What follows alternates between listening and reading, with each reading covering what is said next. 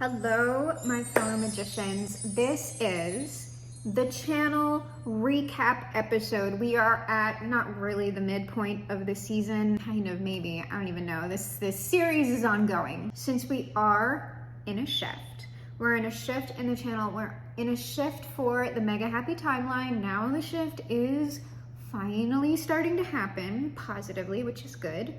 But since we are in a bit of a liminal period between now and when I get back to my regular schedule, most likely starting on September 1st, it might be before, depending on how much work I get done in August. Let's take the time to go over what the channel's for, what it is that we have been tracking, and where it is that we're headed, and the most relevant channel lore. To start us off, hi, my name is Allison, and on this channel, at least, I am your GM, your game master, and the greatest magician of the age, perhaps the greatest magician of all time. The point of the channel is that you and I are going to perform the greatest magic trick of all time. We are going to reverse the polarities of the world, make America and the international community great for once. Fly this boat to the moon somehow. Shift the world onto the Mega Happy Timeline, perhaps leaving it a much better place than it ever has been before. And if you've been on the channel and you watch the reading straight through, you'll know that that is part of the old outro. Predominantly, this channel is giving tarot readings. Every single tarot reading that I give, at least for the people who are here regularly, but even for the ones who aren't, you know, everybody's on their own journeys. We're not all going to the same place, right? But for consensus reality does tend to have different tones to it. And the tone that we've been living in collectively has been a little bit bleak. It's been a little bit dramatic and not in the good way, right? And that has started to shift. It is shifting now. We're always shifting. I know we're always like, oh, we're getting ready to shift. It's like the 8-8 Lions Gate portal and this one and that one. And so we're like, well, we're shifting every day. But it is true that culture can make a significant shift depending on the energy that's available to us and depending on how we embody that energy and bring it through our consistent actions. And so, first and foremost, the channel is for people's alignment. The readings are supposed to help people work through their energy. It's supposed to help people navigate potentialities in their future. It's giving people energetic feedback for the type of vibration or signal that they're putting out into the world. They are offering support. And there are some people who are here not for any of that. They just, because tarot reading channels tend to put out consistent content, people will find a tarot reader that they like, the tone of their voice, or that they are entertained by, and they'll just tune in to have the background noise. It will be digital body doubling, and people will get work done, like because of the content that readers put out, which is also phenomenal. The readings are for personal alignment and personal fulfillment, educating to that end, because what we are hoping to do, most readers, what they're hoping to assist people to do is to help them to create the life of their preference that is within their ability to do so. That is day to day, the little microscopic things that I and a lot of other readers are doing. And then on this channel, the first large goal that is very tangible, like this is something that collectively we can all create, that is unfolding likely over the next decade.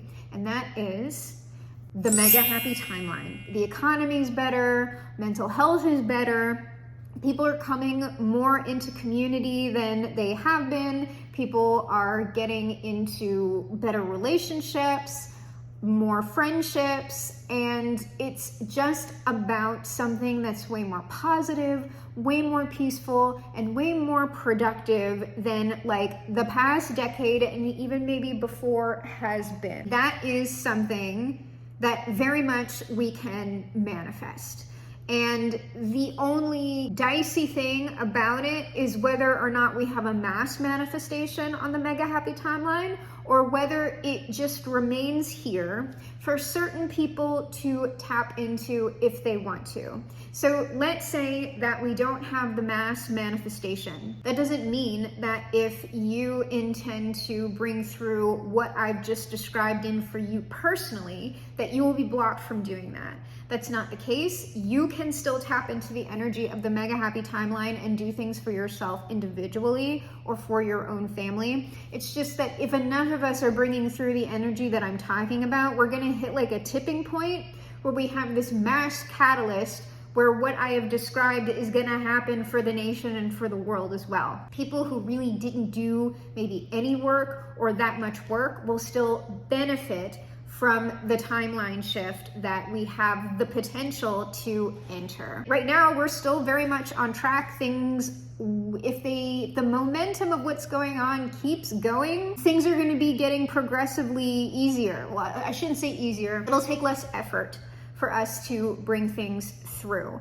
A lot of things that have been building momentum throughout the last couple of years are about to like catch off, have their big like boom moments, like their moments of virality. And when that happens, that has the potential to shift more people into kind of the new zeitgeist is what I'm talking about.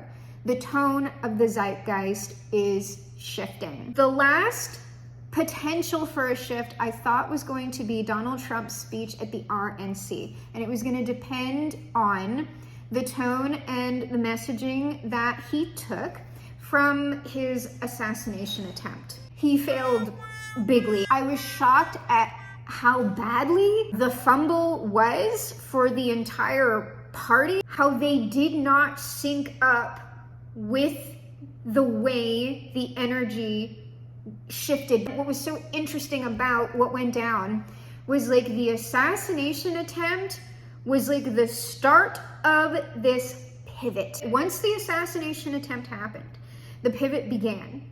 The pivot was going, and I was just like, okay, now if they want to stay with the flow of the Tao, all right, the way that they would have done that most effectively was if they managed to get Donald Trump to come out there and really be strong on the message of unity, to have him very focused, to have him stay on the teleprompter speech, to have him not go off on his rambling little weird whatevers, and to have it be very tight, very controlled, and very, very much a theatrical, symbolic moment. They tried to kind of do that, and like at the very, very beginning, it was like, okay, there it is. They're trying to do the pivot.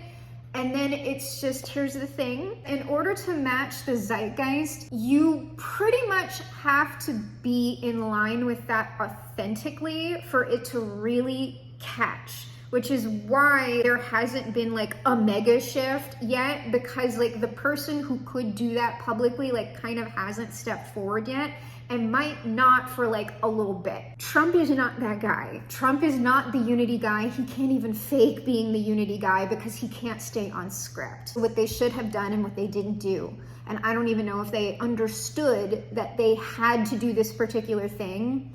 The most relevant thing to come out of the assassination attempt was the fight, fight, fight image. That was an incredibly potent, powerful image when it comes to people being synced up with that kind of like hardcore, like American, like, oh, America, like patriotism. That is very like galvanizing for people who are susceptible to that sort of energy. And when I saw that, I was just like, oh wow. The moment Trump got into that car, he cannot make a public appearance until he steps out on that stage on Thursday at the RNC. So the moment that I knew it wasn't going to work was because they had him out in the audience before the Thursday night speech. If it would have been me, I would have been like, no one's gonna see this man until the speech, until he steps out onto the stage on Thursday night. It had to be that controlled. I don't know if there's like a kind of, he has to be there for the vice presidential, like I didn't know that he had to be there for JD Vance or whatever. There might be like some sort of protocol that I don't understand, because while I am somewhat politically informed, I am not that politically informed. The speech had to be a production. It essentially had to be like as tight as one of Taylor Swift's performances, like a Taylor Swift song, like during a concert, like if she's performing Cruel Summer, right? There's choreography that goes along with that. There are colors, there's a costume, there's certain things like playing behind her, and it's all very rehearsed. It is all very like intentional with everything she's singing or saying and every movement that she's doing, as well as the background people behind her. And it simply was not that tight. There was no structure to it. And what they did try to do was almost like, it was terrible, it was corny. It was just a missed moment, because what the speech had to do and what it failed to do was he had to take the energy from that fight, fight, fight picture, he had to embody it, and he had to bring it through in that speech in a very professional presidential way. The speech and his moment, his production at the RNC had to be the fight, fight, fight picture in motion. That was like an icon. That was a symbol. It was a sigil, and it encapsulated a certain sort of feeling, a certain sort of energy. He had to take that and bring it through completely in the 3D, right? It had to be him. And it wasn't. That image, if he would have done something like what I'm saying, and he said, use the moment to say, this is sort of the culmination of the type of rhetoric, the type of disharmony that's been going on with all of us lately in the country, and it ends today. The bullet missed me, and all of this ends today. From this moment forward, we're going to go together hand in hand, and I am going to pledge to serve you as your president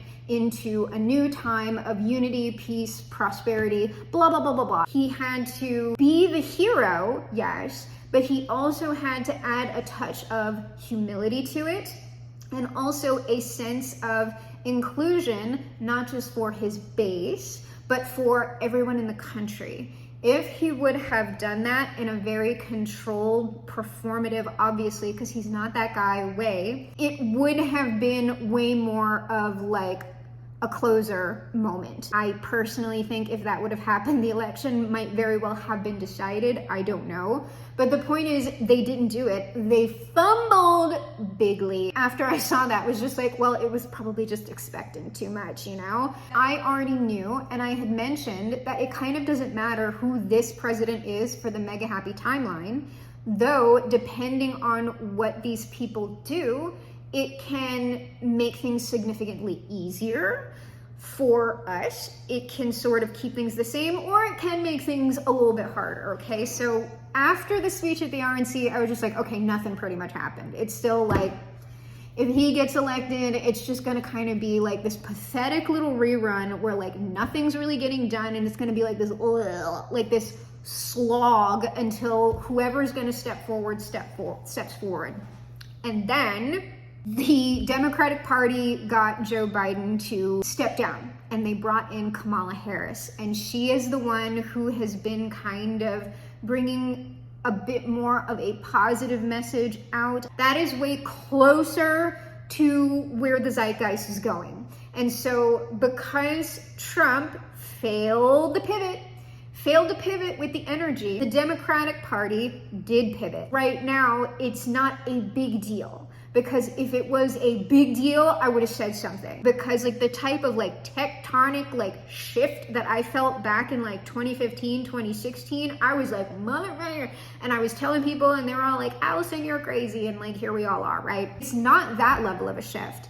It's a small shift, but it is something that's going to make what we're doing easier. And if the momentum behind not necessarily Kamala, but that zeitgeist, she is actually bringing through in her way the pivot into the positive Mega Happy timeline. That's what that is. That doesn't necessarily mean that she would get to be president, just by the way. If the Trump people can't successfully pivot because they're going to try and go like negative, and I don't know, it would have to be a very, very successful, something very clever that they would have to do. But negativity and attacking and everything that he was doing and all of them were doing, that was the zeitgeist from back in 2015, 2016. It was very, very effective back then, and that was the tone. That was the tone of the energy. That was all the dark timeline stuff. We're not on the dark timelines anymore. And so it's going to be very, very hard to just go with attacking. You're going to have to bring through something of substance that people want to hear and want to get behind, not just tearing somebody else down, because it's not it. At this point, anybody could kind of drop the ball and pick it up. So let's say Kamala did, get to become the president, okay? I don't know that over her presidency that we would see the type of like really, really dramatic sort of change or sort of feeling that dramatic sort of shift that I'm talking about. I don't know that that's going to happen over the next 4 years, but it very well could she could just gradually build momentum if she became president. If Trump became president, y'all, it's going to be nothing is impossible, but it is just going to be such a slog because he's not that guy. He's not that girl. He's not that girl anymore. He was that girl. He's not that girl. And here's how you know that like Trump's not that girl or like the zeitgeist is changing. The reason why the sort of stuff that he's doing isn't going to work anymore is because if you remember way back when, right, when he was first running, there were way more manifestations around him that suggested that this is a big deal. And those manifestations simply aren't there anymore. So Alex Jones is not the presence that he used to be. The Boogaloo Boys, Gavin McInnes, Richard Spencer, the Proud Boys, like the guys marching around with tiki torches, all of that stuff. Those were all manifestations of like very real, or like when I'm saying real grievances, misguided, in my opinion, manifestations of very real like frustration, confusion, and pain. It came out that way through those sources. So like Nick Fuentes, like all those sorts of people. Gamergate, right? The real Gamergate. You will notice if you are paying attention online that people like Brianna Wu have been trying to surface again and make themselves the same sort of like fixtures that they were back in that time. And it's not working out for anybody. They tried to do Gamergate 2 with Sweet Baby and all of that. And it like had a little tiny like, and then it went away. Why? Because that is the old stuff. There were certain things that people were working out and having reactions to and negotiating. It was very much like that particular passage of time was millennials working out like millennial-ish. And it's sort of like, that time is over. I hope you worked through your millennial-ish, or at least have gotten started on that, at least, and gotten through some of it.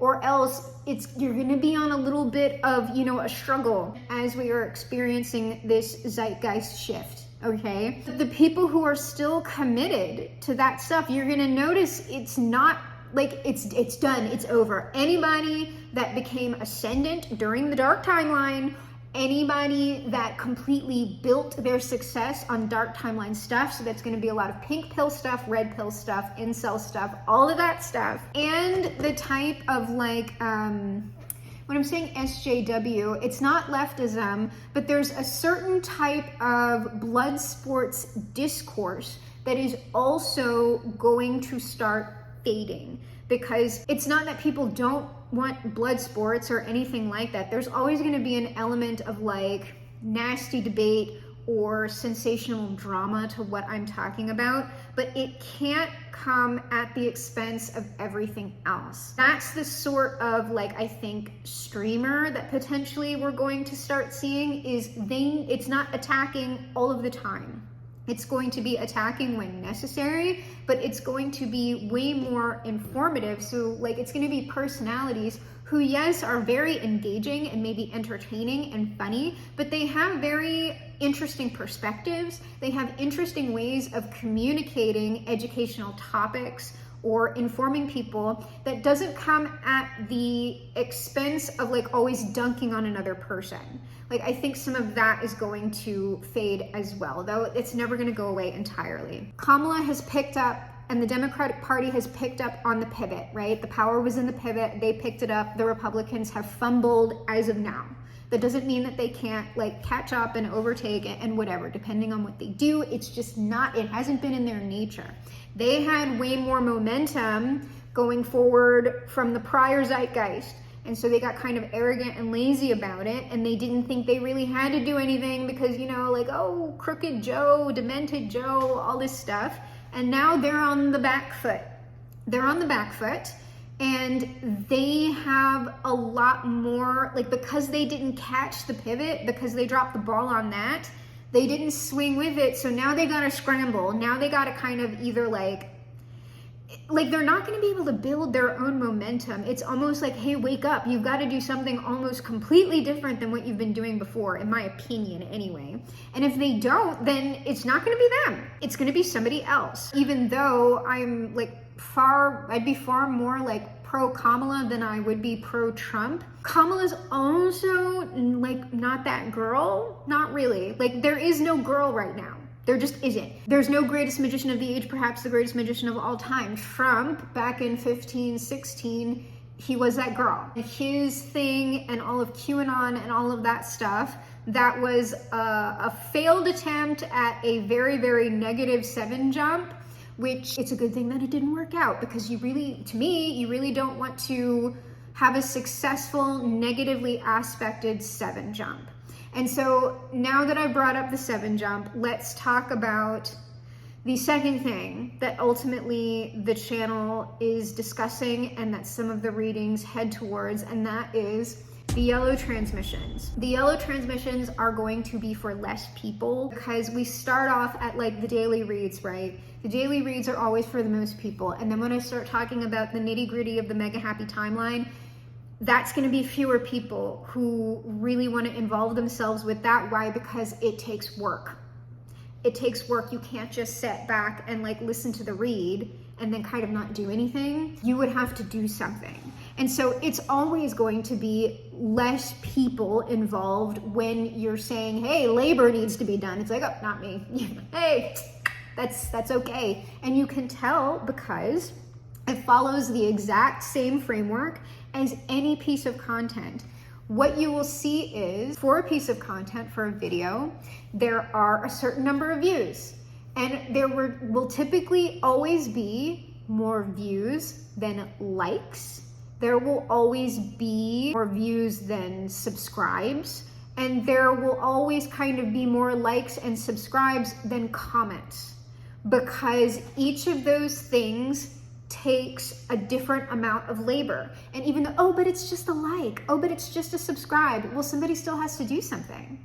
And a comment is somebody sitting there doing a lot of something, and it doesn't seem like in the grand scheme, right? We're not talking about someone washing the dishes or going to work or doing whatever it is, bringing through a big creative project. It is still labor. Whenever you are taking someone from, I am simply serving you something that is completely for your benefit, to I am asking you to do something if you want to see something, that always narrows the channel.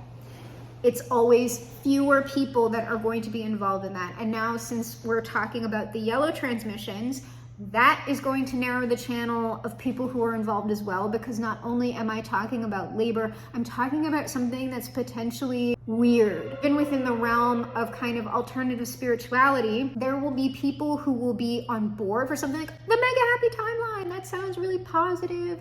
And like, Allison's usually talking about like Jesus and like all these kind of positive things and dealing with mental health and all of that. People are going to be on board for that.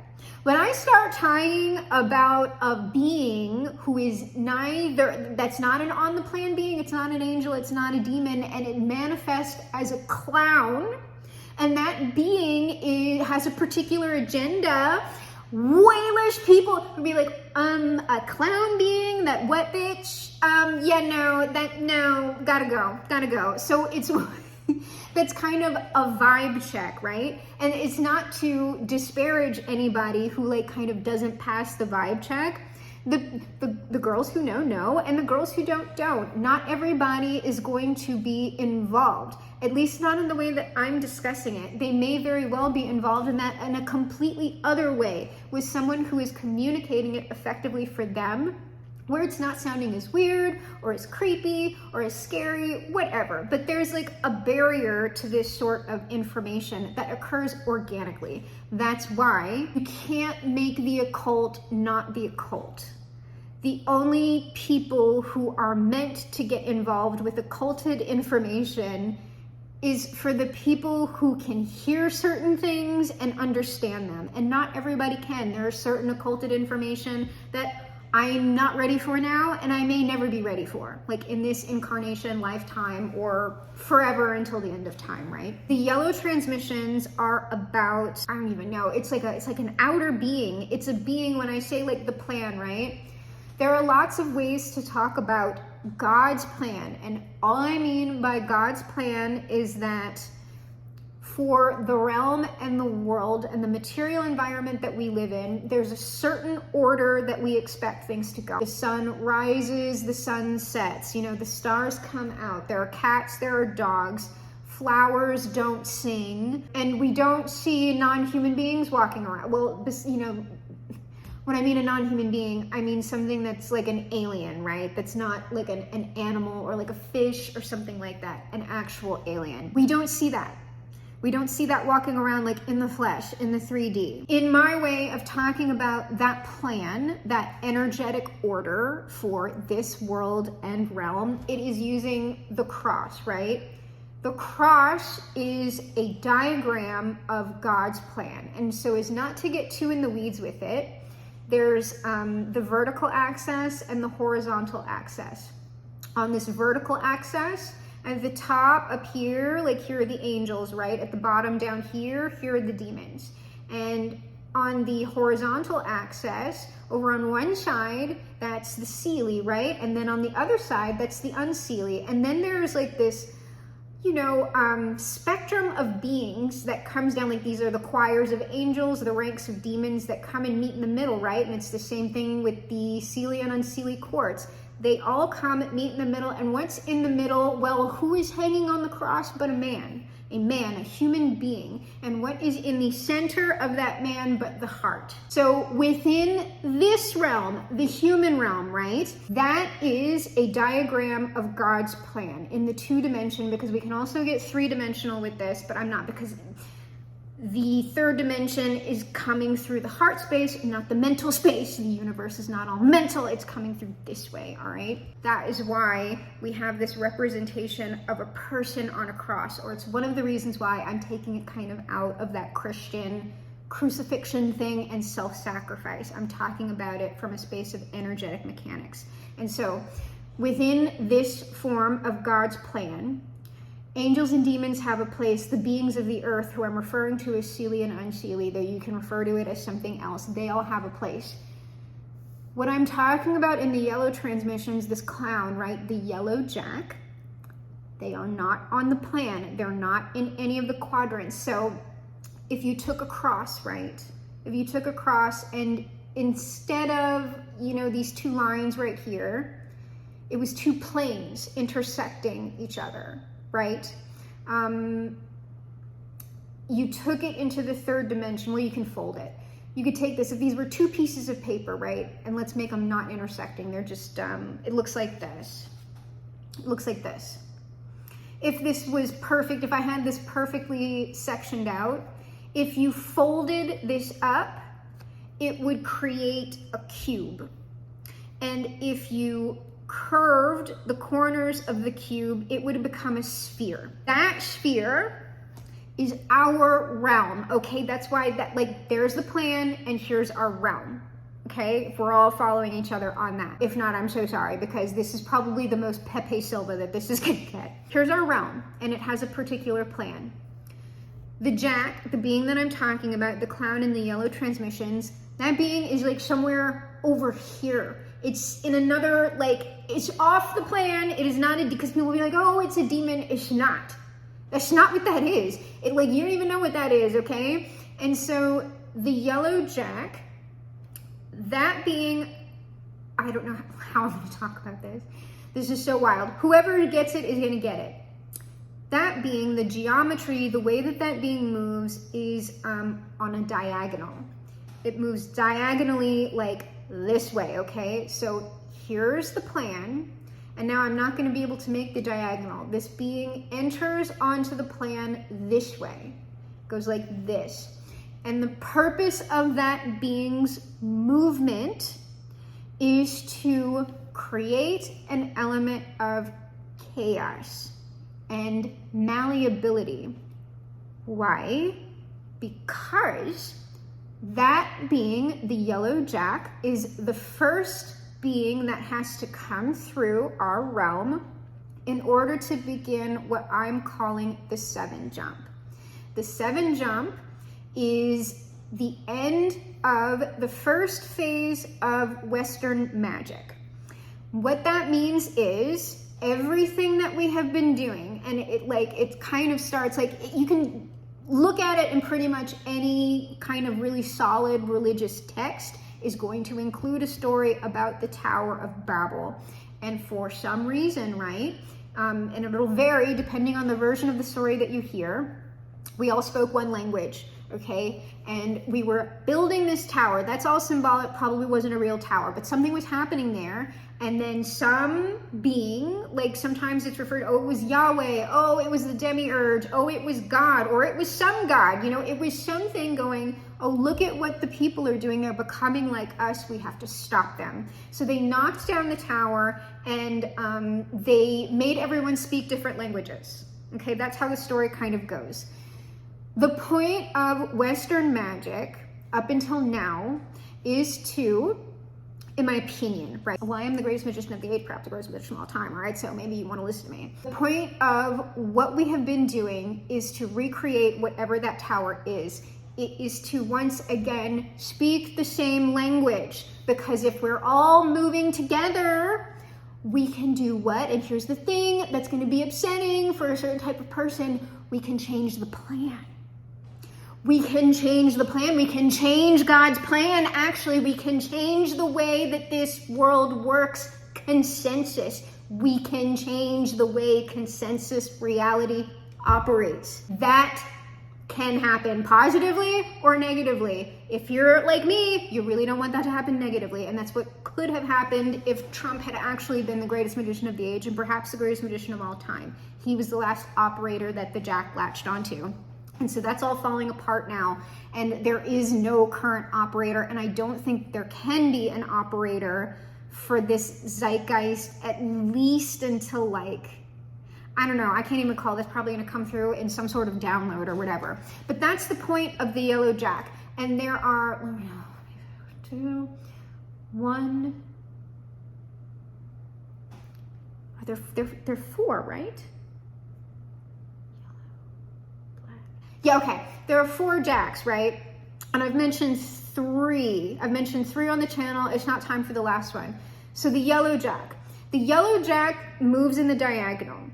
At the end of every Jack's movement, that's like one part of like a mass magical operation or an opera, right? The movement of the yellow Jack is kind of like an overture. And then the next being that comes through is the black Jack, and they come again at like this diagonal thing. Both of those, that movement, that X movement, creates like this destabilizing effect on reality, so that if you can get through the next 2 movements, you have an opening through which to completely change the world. Like, kind of, it's not irrevocably, because you can do whatever it is again, but for the person or people or whoever who successfully complete the 7 jump, that's going to set the tone for the entire next phase of Western magic and how we move from like our one world into the many. Like something that is simultaneously happening with the 7 jump, like completing that in the positive, what comes through with that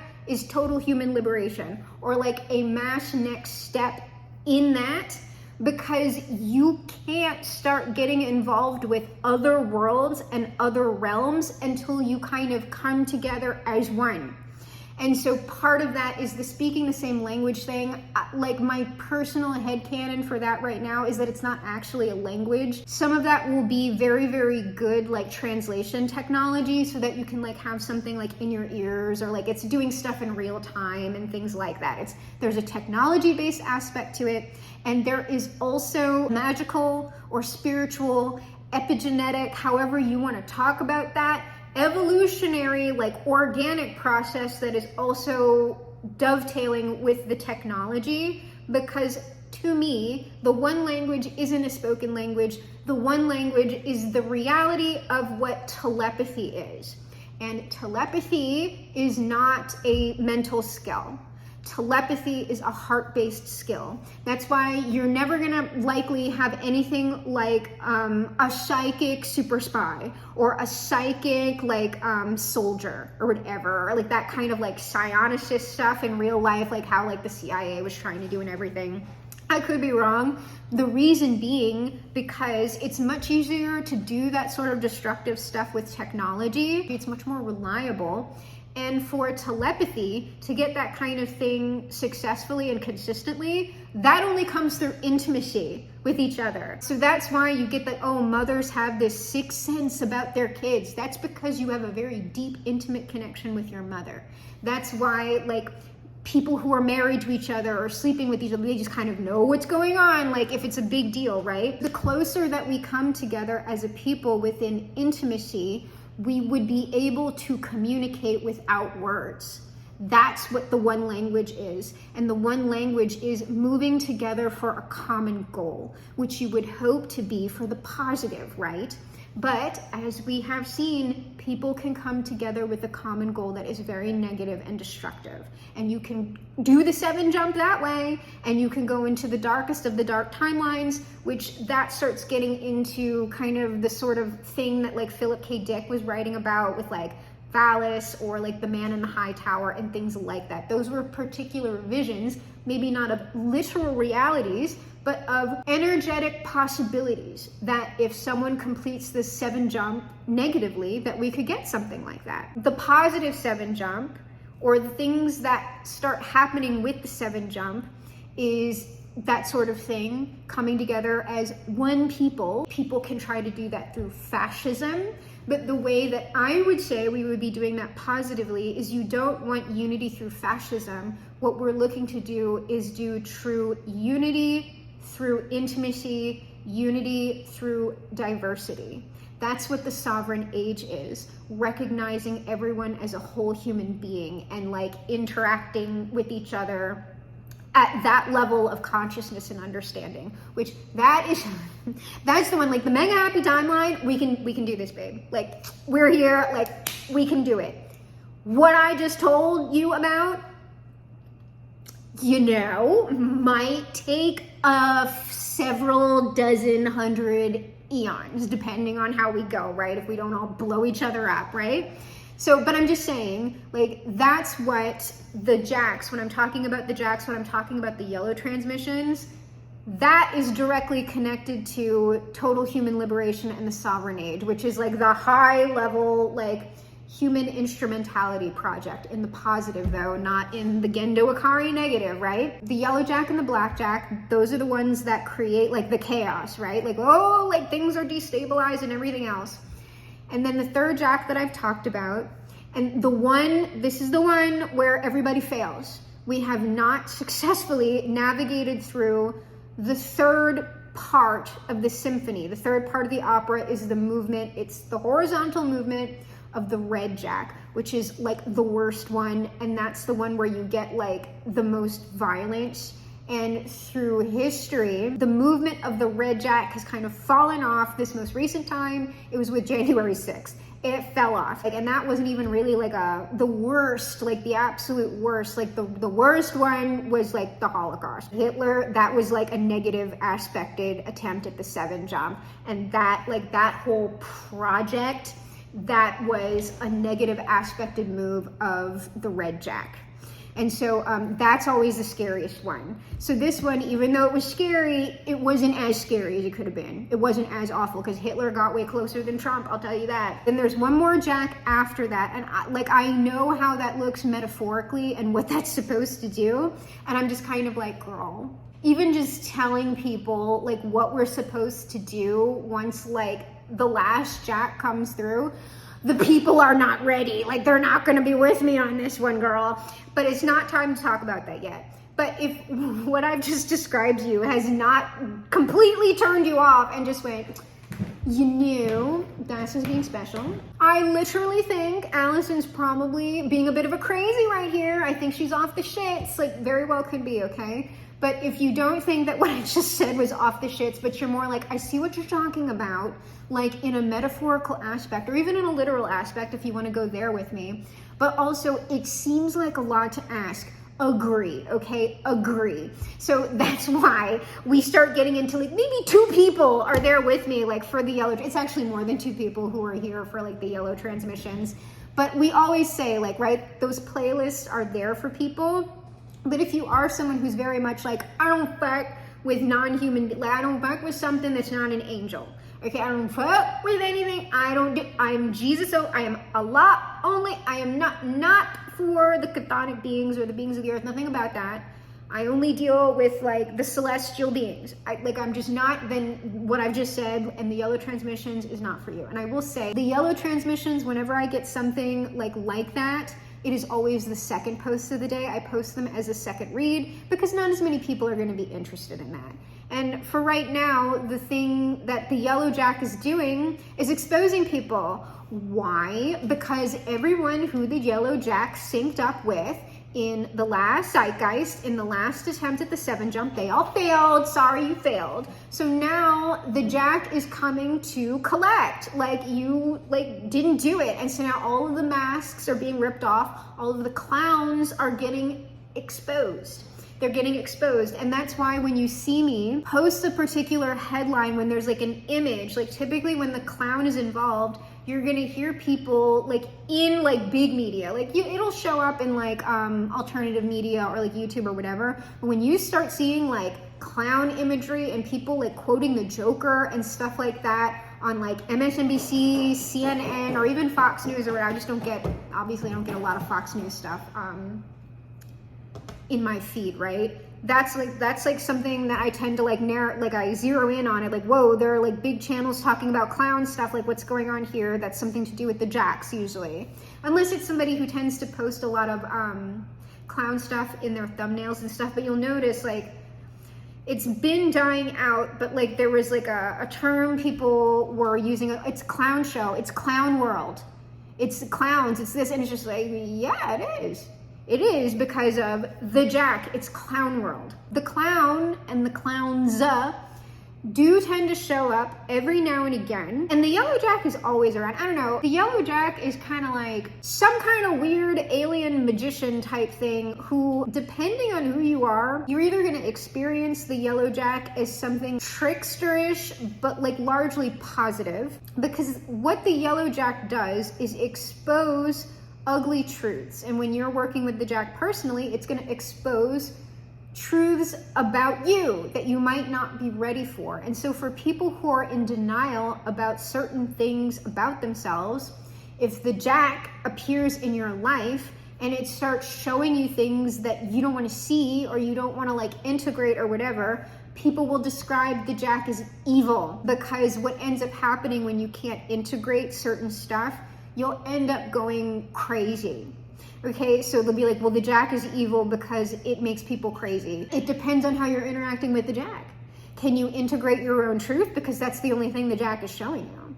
It's up to you whether or not you go crazy, and you go crazy by going into denial. And the last person who did that very publicly was Jordan Peterson, okay? He was completely dismantled by the Jack. Right now, the Jack is just about kind of exposure, and will likely just be doing individual work with people who are open to them, because I call the Jack like a him, but there's no gender on that whatsoever. It is really a them, and it's not even really a clown. Like, that's just sort of a form or symbol of preference. You might very well experience the Jack totally differently. So I would say, like, the clown is just an entrance point. It's a frame of reference and a point of reference, but you don't have to stay a clown with it, okay? It's just that's how it tends to show up. As we build up to the next attempt at the 7 jump, the clown is going to be looking for a new operator. And so the operator that the Jack, well, I'm saying it chooses, even that language is weird. It's sort of, it all kind of happens organically. It's sort of like the appropriate vessel, if there's going to be one, steps forward. And it's sort of like the attempt at the ritual begins, and then it either fails or it succeeds. And it's been failing, but it kind of doesn't matter, because if it fails and we don't all die, then it just resets and we try again. And we try again and again and again until more people become conscious of whatever I'm talking about in whatever way, because it's like, this is the way I'm communicating this is within a very particular language that probably not everybody's going to understand, and it's going to turn a lot of people off. And so if somebody else can talk about it in a better way, it would be better, because what we ultimately want is for someone to step forward as the operator who knows what they're doing and can actually like direct, because they're the conductor. And what we've had for the most part is a bunch of unconscious conductors. I don't know, like, I think Hitler was kind of unconscious, but I don't think everybody around him was. I really, really don't, because there was way more of an occult vibe, like obviously with the Nazis, that was not there for like QAnon and like everything like that. Like, that was the closest that we got, which is weird.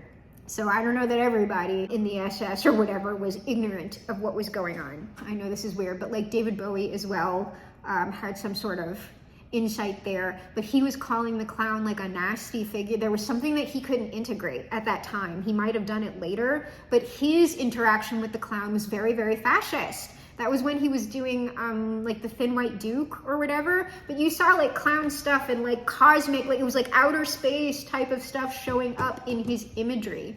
The clown is not really from space, but like I get, like, it's almost like the only way you can talk about it when you're using that imagery. It's an alien clown, right? It's a clown not from this world. It is from the yellow star, which is not our sun, but it's connected to our sun. That is the aperture through which it comes through. And part of the reason why the 7 jumps have been failing is because all of the operators have been men in the masculine, assigned male at birth, and also in yang or solar energy. The clown is a solar being when it passes through. And so when it syncs up with someone like that, because it doesn't, you could very well have a woman who is in solar energy, that would still not be great, because you're meeting yang with yang. That tends to be destructive. For a more positive aspected 7 jump, you need to have yin with yang.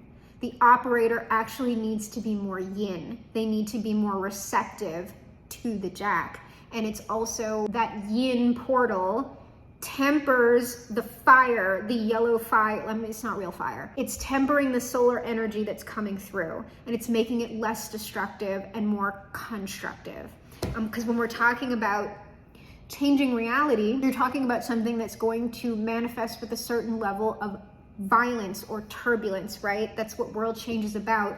You want that violence to be happening in the most constructive way possible. That's why you need someone who is more yin. So it could very well be a man, but that man would need to be way more nurturing, way more in like what we're calling a feminine aspect. That's kind of why things haven't been working, like why it's been like way more destructive.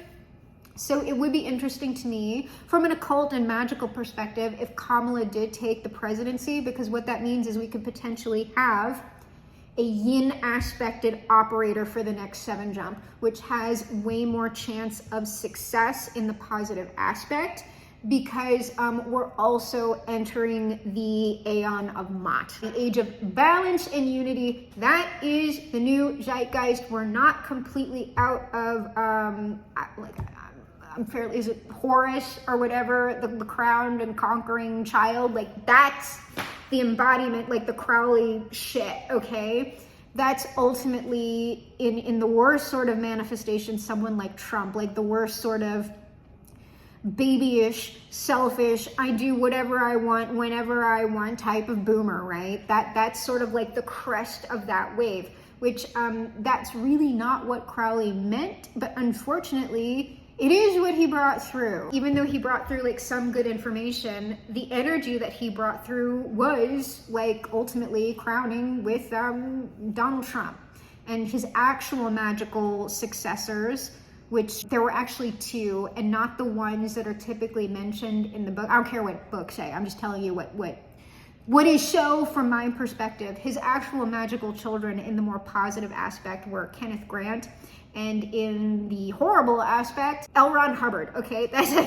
Scientology is like our personal legacy from Crowley, all right, besides the Lehman. It's Kenneth Grant who really was the person who is brought through or carried on that particular current more positively, because he started bringing through the stuff with women and things like that. And I still need to read through like most of that work, because I haven't. It's very like coded, because at the time that he was bringing it through, it's sort of like the farther off something is, like when you're reading some occult text, and if it's not intentionally, because some occult texts are intentionally ciphered, some of them aren't, you'll start like reading it. It's like a stream of consciousness, very symbolic. It's like the ballerina and the snake and the clown, and it's just like, what's even going on here? When stuff gets very symbolic like that, what that means is the energy, the manifestation of the energy is kind of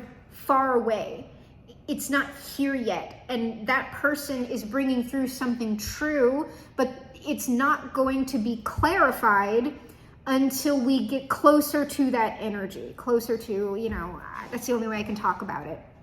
As that energy gets nearer, it starts becoming clearer what that person was talking about to begin with. The symbols become like something far more lucid.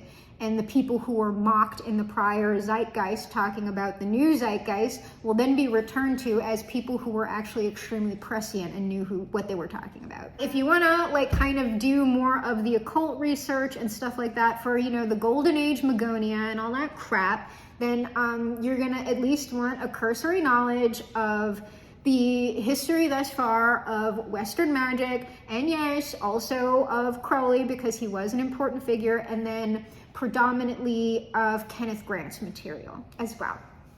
And then there are a couple of little offshoots that I still haven't investigated yet. But you at least want to know what they were talking about. Even if you completely disagree, they're still talking about something that is very real, okay? So I'm not saying anybody has to become an occultist or a Thelemite or anything like that, okay? I'm just saying that you want to know what people were talking about. You want to know what was said, and you want to at least understand the essence of what Crowley was meaning about sex magic in his way, and having a frame of reference for, the star ruby and the sapphire. Like, you want to know kind of what he was getting at with his rituals, the essence of it, the true meaning, and what it was trying to accomplish in the individual. Because for the 7 jump, how I'm talking about it with the Jack, what the yellow Jack is doing with people individually is getting them to do the 7 jump on the microscopic level individually. You have to perform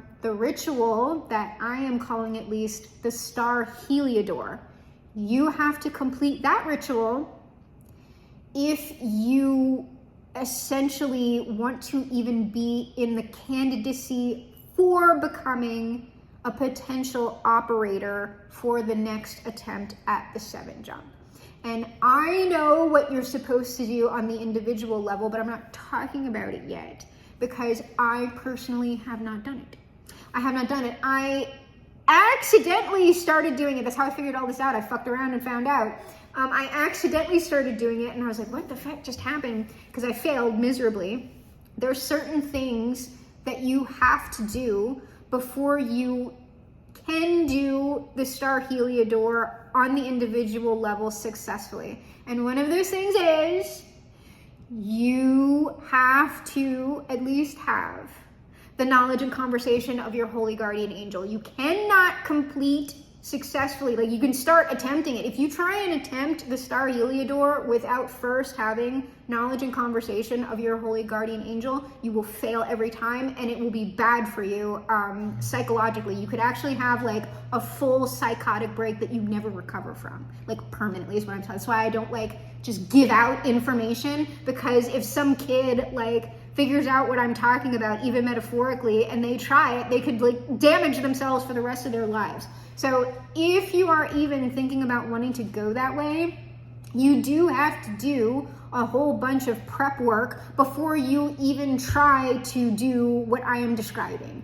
Otherwise, you're gonna hurt yourself, you're just gonna fail.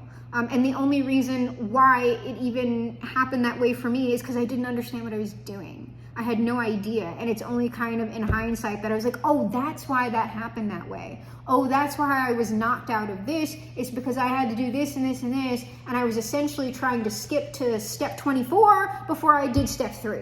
That's why. There's a particular order, because your like personal energetic makeup, your Merkaba or whatever, the structure of your soul, your rainbow body, whatever the fuck you want to call it, has to be in a certain configuration before you can tolerate a particular ritual. So that's why. But so for the people who will be completing the 7 jump, like if I get to a certain point where I know, like I'm never going to be able to do it, I don't think that's going to happen, but there are certain challenges that I would have to overcome in order to complete the Star Heliodor that I don't even know that I want to do. Like I'm thinking about it, and I'm in position now where there's like certain prep work that I can now do that I couldn't have done before because of all these other things, where I'm just like, oh my God, like the stars are aligning for this shit. But just because somebody completes the Star Heliodor at the individual level doesn't mean that like, oh, they're automatically the operator, because a lot of people will be able to do that. Well, I'm saying a lot.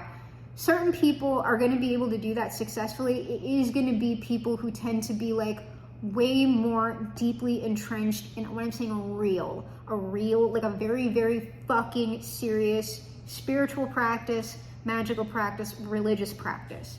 It's only that sort of person who's like super devoting a lot of their time to that is going to even be able to do the Star Heliodor successfully on the individual level. And that it's a small number of people. It's a small number of people, and I don't even include myself in that small number of people, even though I'm very interested in the subject. If I ever get to a point where I know I'm not going to be able to do that at all, what I'll probably end up doing is like writing it down and I don't know, disseminating it that way. Just everything that I've been able to glean from the process without like completely going through it successfully, so that maybe it ends up being like a frame of reference for someone else to be able to do it successfully. Hopefully though, I don't like completely bitch out and I am able to do it. But I kind of would prefer to be with like a group. But that would be a very, very particular group, right? You gotta be really careful about that kind of stuff. That is probably the weirdest part of the channel, is the yellow transmissions, also the white transmissions. And that has like, the yellow transmissions and the mega happy timeline is the thing that I'm like most talking about. The sovereign age and stuff like total human liberation, that's like probably the work of generations, even if I am talking about the Star Heliodor or whatever. Probably, I would say realistically,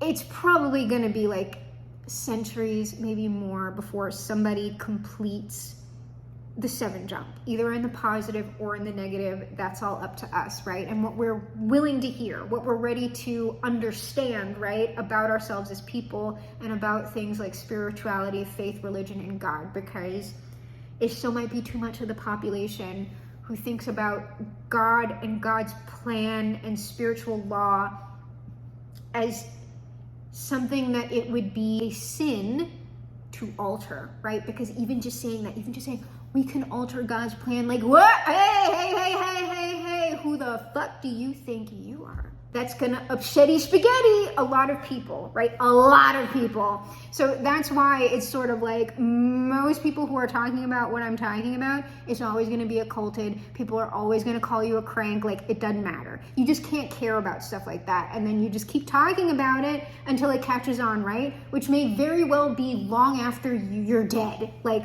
centuries after you're dead. It doesn't matter. It's still important that you talked about it. It's still important that you put the energy forth, right? Because we're still talking about Crowley, and he's been dead for a while, right? He did not have like the sort of mass recognition and notoriety when he was alive that he has now. And so, I mean, that's what you're talking about by legacy, whether you're feeling positively about his legacy or not. It's mostly sort of neutral for me, neutral to negative. And the white transmissions are about, like, if you are someone who is super into the topic of alien abduction and how that has been playing out, at least in America, since Roswell. The white transmissions are more about that and about that timeline as we've been experiencing it, and about how those particular beings, if you think what I'm saying is true, like I'm telling you something that's true, I can't tell you it's a fact because obviously I have no proof, right? We're talking about non-human beings that you can't see.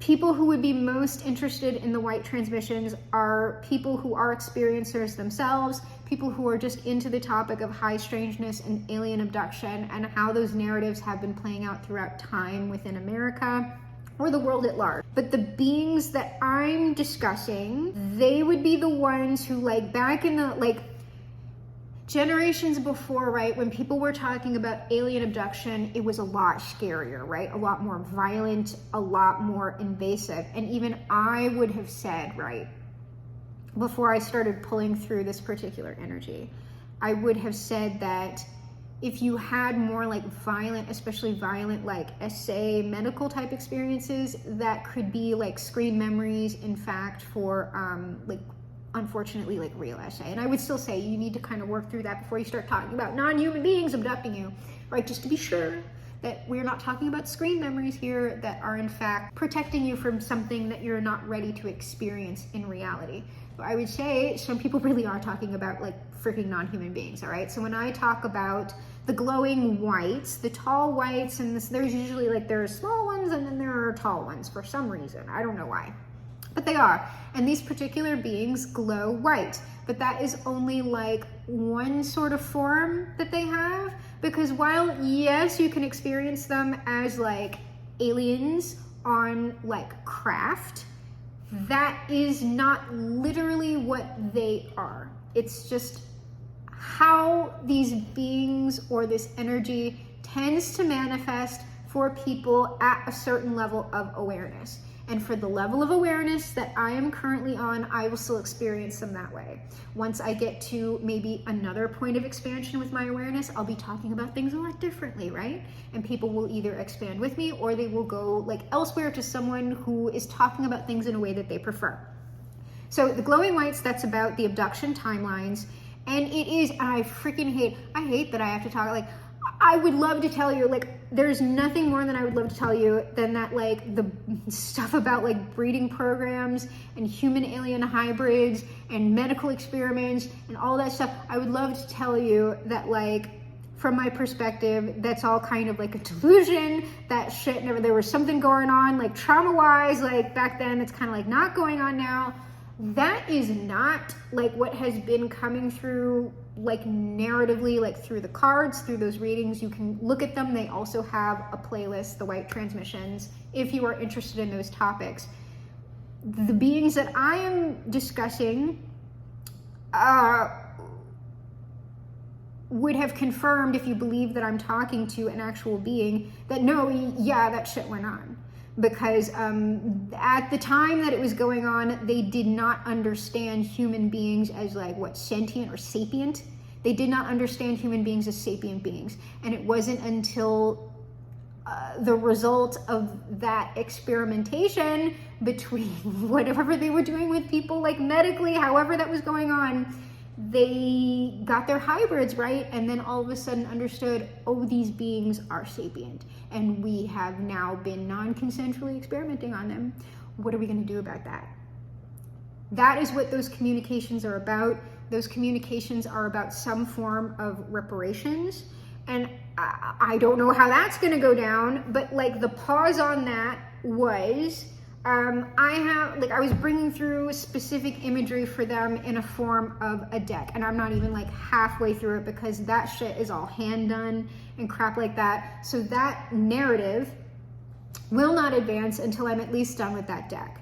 And so for anyone who is very interested in that, I would say there's never one person who speaks for any real, I'm saying real, okay, real race of beings, right? There's no, that's like the quickest way to know that someone's kind of like full of shit, at least a little bit, is if they're going, I'm the only one who speaks for these beings. I'm the only, that's not true. If it's a real thing, real in the energy, whatever, way more people are going to be talking about it. So what I would say is, if you're kind of like, oh, like I really want to like get on like with that narrative, like I want to know like what's going on with that, it's very important to me or important to a relative or whatever. If something needs to come to you a lot sooner, it'll come through another reader, maybe not even somebody who's on YouTube. You could run into somebody in real life. You can also make direct contact with those beings yourself if you're open to it. It's just that like those beings kind of know that like we fucked up bad, and so we understand why people who were affected by those particular dark timelines might not want to interact with us ever, which is why they're kind of establishing intermediaries who are opening to bring through that message. I'm also weirded out by that because I in no way, like for me, what I'm talking about is very, very intertwined with like fraudulent or scam activity. And I just like, it makes me go, because like I never want to feed into anyone's like delusion or anything like that. If somebody's using like an abduction narrative to kind of maybe bypass trauma work, that's the kind of stuff that I'm worried about, because people like really glom on to like the alien narratives. And a lot of that has been used in very, very like dark ways to kind of scam people, to make people very afraid, to get people involved in kind of like narratives and timelines and dimensions and like intergalactic wars. And it's really like mostly just a distraction from real practical work that people can be doing right here in this world, okay? So that's why I'm like, I always kind of hedge talking about like the white trans, like way less, like I'm way more like, let's talk about I'll talk about the yellow transmissions all day long, because I feel like that's very like practical, whereas the white transmissions have more baggage around them because way more people have some sort of experience with like abduction directly themselves, or they know somebody who does. And there's way more like, not as many people are talking about like yellow transmission stuff as they will be about the abduction stuff, because plenty of people talk about high strangeness. We have MUFON, which, you know, okay, but I'm sure that there are some lovely people in MUFON. But it's also very tied, like that kind of Galactic Federation stuff was also very tied into like David Icke and Consciousness Expo and QAnon and all of that. And so I'm just very... I am not the one who is going to be really enthused to be discussing things that when I look at them and how it's manifesting in the conversation so far, I haven't seen a lot super productive come from it. Those are my hesitations around the white transmissions, that's why. And also because I'm talking about certain things like reparations, I don't know how that's organized. And so I'm super like, I need other like people to randomly, like not that if you're listening to me start talking about it, but like I haven't seen that message coming out from like other people. And so I'm just like, I feel like that kind of potentially has the most wiggle room for bullshit. And I'm not about it, right? I'm not about bullshit on the channel. I'm only about the real shit. That's like most of the channel lore, right? And then there's the stuff about how we've been doing the intros and outros, all the little references that I do. Once I get the Substack going, because I've been like putting stuff on the Instagram, but the way Instagram works is that you have to keep, like, it's still on the Instagram. If you want to like look back at like prior channel lore, it's still there. I'm guessing it'll probably be easier to navigate once I get the Substack going. And so I'll be moving the channel lore up there, and it's just like a pain in the ass to keep track of all of this stuff. Just to jump back, to bring us to a more like grounded place before I end our recap episode of what is going on the channel, the meta narratives that we are talking about for the Mega Happy Timeline, right? There are purpose-aligned partnerships that we're getting narratives about, which those are people who, it can be romantic union, but it could also be creative or business partnerships. And those are specifically partnerships that are in line with the zeitgeist for the Mega Happy Timeline. So you'll notice in the day-to-day reads, we get a lot about that. We'll get, and some of the stuff, there are like these divorce narratives that have been going on. There have been like ex narratives of, that's like lesser, but it's people who are like, just now starting to go through their healing process. That's an ex that kind of wants to come back. It's like a very small, like if you're watching this channel, there is an almost zero chance that you would manifest anything from an ex of yours at this point. And even like less, it's like an infinitesimal like chance. 1 grain of sand upon a beach that you would come into successful union with an ex at this point. A lot of the ex stuff is just like energy work at this point, though it's not impossible for some of y'all. And then there are like roles that certain people are taking during the Mega Happy Timeline. One of those roles is, it's going to be way more like one-on-one energy work, so working individually with people, and that can take the form of like therapeutic work, Reiki work, magical work, anything that is energetically based to bring people into alignment, no matter what the modality is, right? But these are people that are going to be working like with individuals, like one-on-one, or with small groups, things like that. But they would be like in person, or if they were online, they would be people who you would be paying them for a particular sort of energy service that they would do like one-on-one with you. So those could be readers who are doing like personal reads, like whatever. Then there's another contingency of people who are also doing energy work, but it's way more like the sort of people who are going to be like motivational speakers, speaking to like large audiences, or like they have very, very large social media presences. They're the ones who are going to be putting out like the books and things like that. They are going to be doing way less individual work. And the sort of people who are in this camp are going to be doing way more like broad work. They're going to be talking to lots and lots and lots of people. I don't know that like they're completely not going to be doing individual work, but that's not where they would really shine. And then there's a camp of people who are doing way more of like the systemic work, like legal work, activism, being involved with politics. I know way more about the energy people because I'm likely in one of these like energy people camps. I'm not in like the political, like even though I talk about politics sometimes, it's not like these people. These are like lawyers. These are actual politicians. These are like people online who are just very heavily entrenched in politics. They know a lot about policy to be able to take the energy of the zeitgeist and make it into like an effective like change in the actual system that we have, because we can't just like positive like think ourselves into a change of reality, right?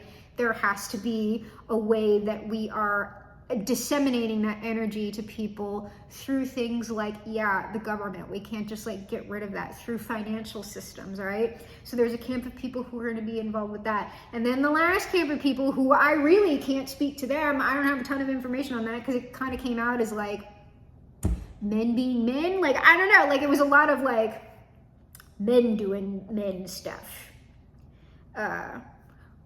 I don't know, like that, like if you have like a masculinity, but it's like positive masculinity. But here's the thing is that it makes sense, because even if you look back at 2015, 2016, that like change for men was coming through in a very particular way. And it's sort of like, That's not the way. Like, that's like that Make America Great Again. That's failed necromancy. It's not coming back, babes. It's not coming back. We need the new man, who is in fact not a soy boy, but it's sort of like this sort of last camp of people are going to sort of be the men who are going to be leaders in the new eon, in the new zeitgeist, are going to look like this particular sort of man. Like, that is the role. And it's not sort of like, oh, I just take a back seat to everything. These are men who will be leaders, but it is going to look slightly different than it has in the past, right? Even that like idealized past, because they're like trying to bring back something that really like kind of never existed in the first place. It's kind of like this Norman Rockwell, like imaginary, phantasmal, like whatever land that like kind of never existed, except maybe through the eyes of like very particular, very, very wealthy, certain type of race sort of man, right? Those last two, I can't really talk about as much. I just know that they're there. The meta narratives that I've been getting in the reads are the stuff about the partnerships. We get a lot of relationship reads, a lot of like kind of kingdom spouse or like exes, soulmates, that kind of a thing. People who are going to be entering marriages are people who are kind of like freeing themselves up from abusive situations. We've been getting one of the bigger ones for the Mega Happy Timeline, and it's kind of falling into maybe like two categories of like the people who have larger platforms on an energy level, and also like the people who would be involved in like creating systems. There's a narrative that we've been getting about someone creating some sort of new like media empire. That's kind of what I've been going with. And if that person manages to do that successfully, that'll be a big push for like bringing forth the energy of the new zeitgeist. So we've been getting that there's somebody going around trying to create some sort of new media empire. And right now they're like figuring out who's going to be their lead talent for the first wave, like how that's going to be constructed, like what sort of like content and then they're going to be putting out and what channels they're going to be putting it out on. So that person is going around right now kind of scouting talent, like making up contracts, like selecting people, potentially contacting people. I don't know, but it's likely something that we will keep getting until we see the manifestation, and like hopefully we'll be able to like watch and consume whatever that person ends up putting out. If it's in line with the new zeitgeist, that'd be awesome. We haven't been really getting much like dark wizard stuff. That was kind of like in the formation stage of the channel. Like there hasn't been a lot of warfare going on lately, though sometimes we'll get a warfare read. It's mostly been coming through as just like haters or whatever. Sometimes we do get magical warfare stuff. There is another playlist called the SOS Angel Reads. I don't know that we're going to get any more information on that until 2026, because there was something about like not until a year from now. But the Angel SOS reads are about like dark wizardry gone wrong, and there are some people trapped essentially in the back rooms. If the back rooms were a real place, it'd be called the Drows. So if you're interested, and there's like an angel protecting these people, and there's some sort of like angel that's on an actual, I'm talking about a real thing. There's an angel that is protecting some sort of like information that's on like a Camelback Mountain or something, I don't know. But if you're interested in that, that's on the Angel SOS Read playlist. We probably won't get any more information from the people who unfortunately tried to do some sort of ritual at a dark wizard's like behest, and they trapped themselves like in the liminal realms, okay? And they're still like in this weird like in-between place. They're kind of like not dead, not alive right now, and hopefully their bodies don't break up before like somebody can bring them back. And that'd be awesome if somebody did bring them back. But that's going to involve some very, very serious magicians to do that sort of work. It's beyond my pay grade, but I can bring through the message and maybe somebody will go help them. But probably we won't get any more information on them until 2026. I could be wrong. But that probably won't go anywhere for a while, because that kind of comes out like on a particular, oh right, I have to see, there's all these other projects that I have to do to like advance particular timelines and narratives, and it's like I want somebody else to do it. I don't want to do it, y'all do it, like y'all figure it out. I'm doing a lot, like y'all, that's why I was like, I'm giving up. Like once that person makes their media empire, I'm done, I'm out, I'm taking a nap. And then they told me like, no, you can't take a nap, you have to work too. And I was like, God damn it, don't want to. Somebody else do all the work. I just want to sit here. I want to sit here. I don't want to be aware of all this. I just want to sit here and be a normie. Those are, I think, the biggest things that are important to talk about for the channel recap, the most important things about the channel lore. And if you do want to go back and look at any of the playlists, they're there and available for you. Once I get the Substack up, We will have the written archive of the channel lore, like the old stuff and like the new stuff. It's just that it's all like, in order to keep up with the channel and write all the stuff and do all these other projects and somehow keep everything afloat, it's just a lot for one person, because, you know, I have a day job, and it's not like a knock on my day job, right? Because that pays the bills. It is a lot, right? Which is why I'm saying, like, I need this person to create the media empire, because, like, bitch, other people need to start like talking about this crap, all right? So if you are someone who has felt like, oh, I think like I really want to talk about like this thing and I really want to start a channel, please fucking please do it. Please do it. We cannot. We need everybody like working together. Oh my God. Like, okay. I don't know. I think that's it. I think I've talked about everything that is important. And, you know, once we start hitting an hour and a half, if there is more important stuff that I need to talk about, I'm sure it will come in another video. But until then, let us close, as we mostly always do, with the perennial words of the highest authority. Happy painting, and God bless, my friends.